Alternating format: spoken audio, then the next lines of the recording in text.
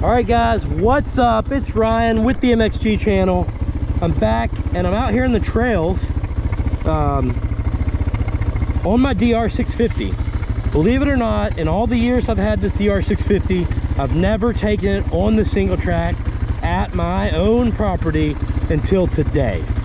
So we're going to do that today. And why are we doing that today? Well, that's because my buddy Mike, let me tell you about Mike. He's had some dual sports. We ride together a lot. He's had WR450s, XR650s. Normally when we would dual sport on something like this, if I would ride this, he'd be on an XR650L. So pretty closely capable. Do pretty much the same stuff. And he finally listened to me and he got an opportunity to get a 690 Enduro R, which he did. And you know, I gave him that advice. Thanks for listening to me finally, Mike, because I think those are the ultimate do-it-all dual sports, the unicorn. So now he'll have a little more capability, be able to hit some single track and survive it, but also cruise 100 if he wants to, which is really cool. And that kind of, you know, spurred my interest again. And I don't really have it in the budget right now. I have so many irons in the fire to do a 690, but I want to build at least one of my two DR650s out to something a little more capable. I haven't done anything besides put a skid plate on this and this big tank and these bars, because I bent the stock ones, and a case on the back, and that's about it. And the fork seals are pouring now. The fork boots are ripped. The rear shock sagged out so bad it won't even hardly sit on the kickstand. It wants to fall over. And yeah, so it's time to put a little into this thing, starting with suspension. Revalving, we're going to revalve the rear shock and do springs on the front and rear and see where we're at. And yeah, so I need to get it out to the single track. I know this single track really well, and so I can kind of gauge how bad it is now. And then also when I do the springs, I'll kind of have an idea how much better it is. So we just came down that trail. I'm going to turn around and go up that in a second, but I am so far super surprised at how capable this thing is with this mostly bald front tire and the Shinko 244 on the back with like 30 pounds of air in it for road and gravel riding. I thought that would be way worse. Going up, it's going to be more of a challenge, so let's do that now.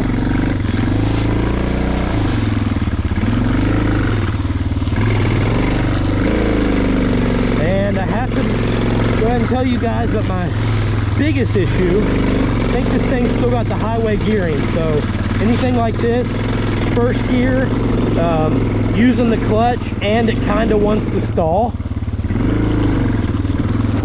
So we're going to go ahead and put the 14 tooth front sprocket on there as well, because I never need to go faster than 65, 70 on the road. So if I can do that, I'm good.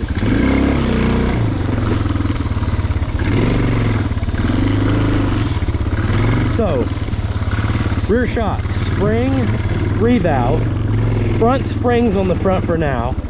We're going to do the 14 tooth sprocket, see where we're at. I'm hoping that my sprocket will fix my carburetor issues, because this carburetor acts really weird when you're not in the revs. You can even be going through town 30 or 40 miles an hour, and sometimes it'll sputter and almost die.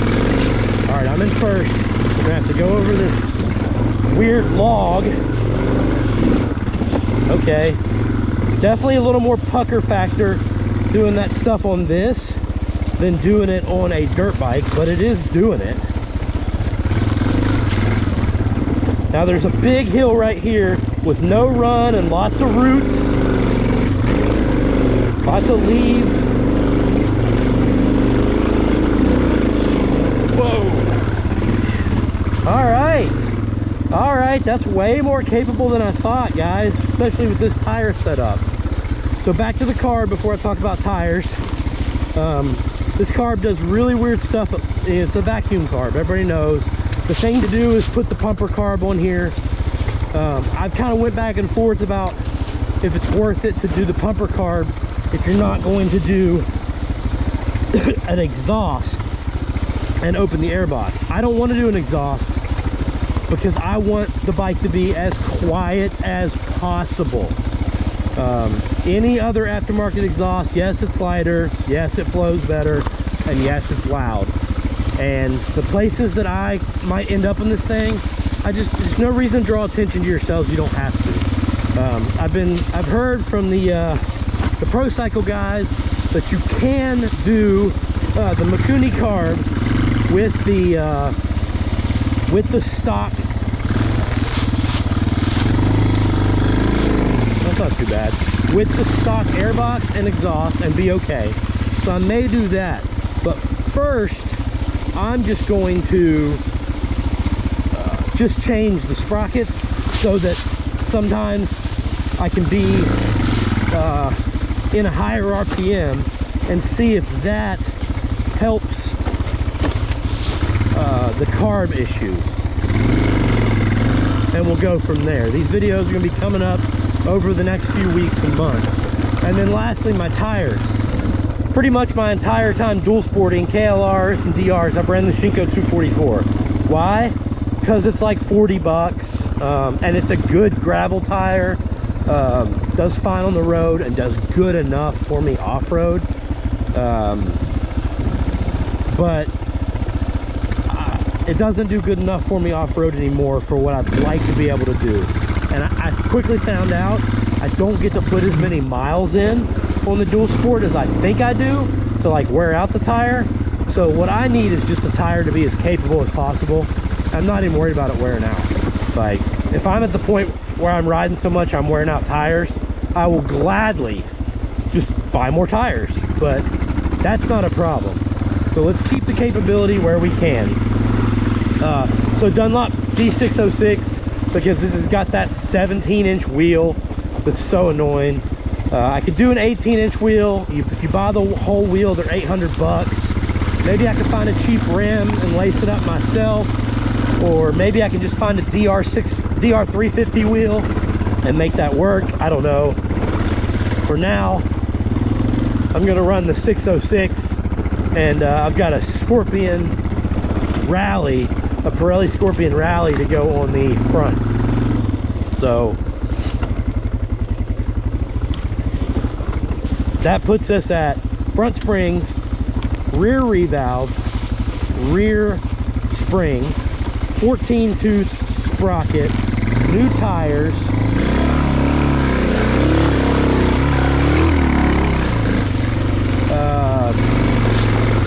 and then we'll see where we're at with the carburetor.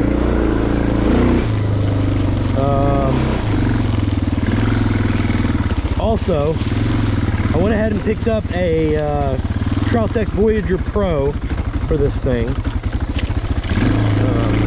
I don't mind the old analog, but it's kind of hard to see when you're riding, and I just would like to have a bright LED screen, and the GPS maps and stuff are just a plus. Let's go up this little bank.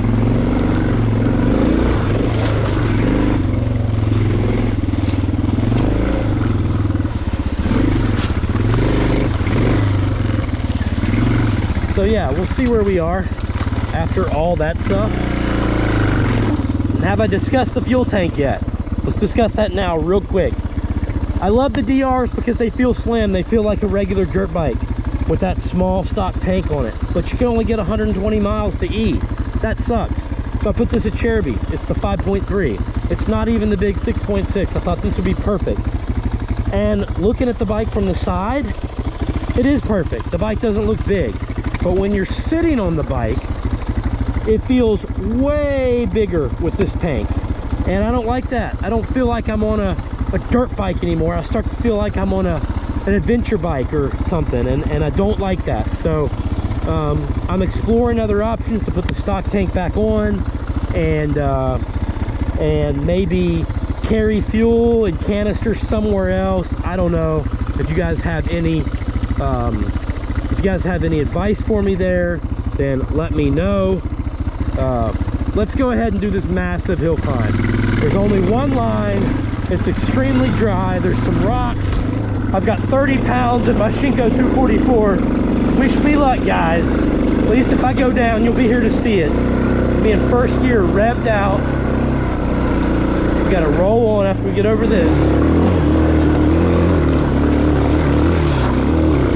Over the rocks, okay. Whoa! Whoa! Alright. Shoo! Okay. We made it. I don't think I can make it up this.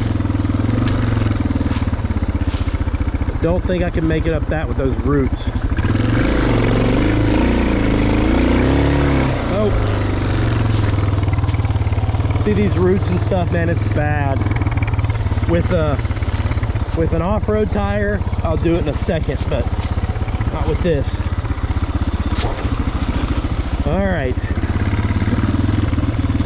I have to say, so far, I'm really impressed with the DR650 and Singletrack. Yes, this is a Singletrack that's in relatively good shape. It's a Singletrack that I know, but it is covered with leaves, so I can't be as perfect in my line choice as I normally could at home.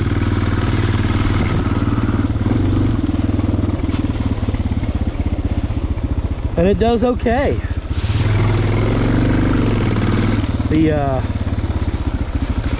The forks and shock are both very cushy, marshmallowy, and the tires definitely don't inspire confidence either. So I'm excited to get this thing back out here and see how it feels with the fresh tires and with the fresh suspension.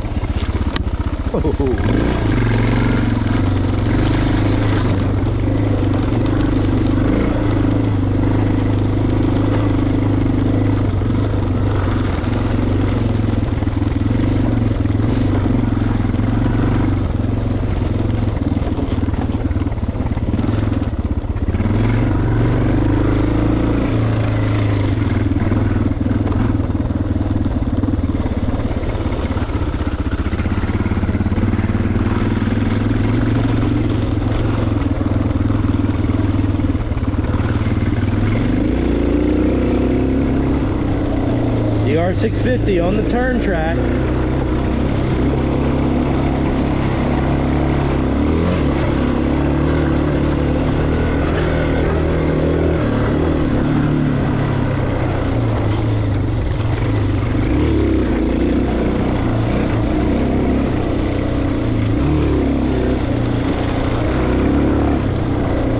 I'd like a little more power out of second.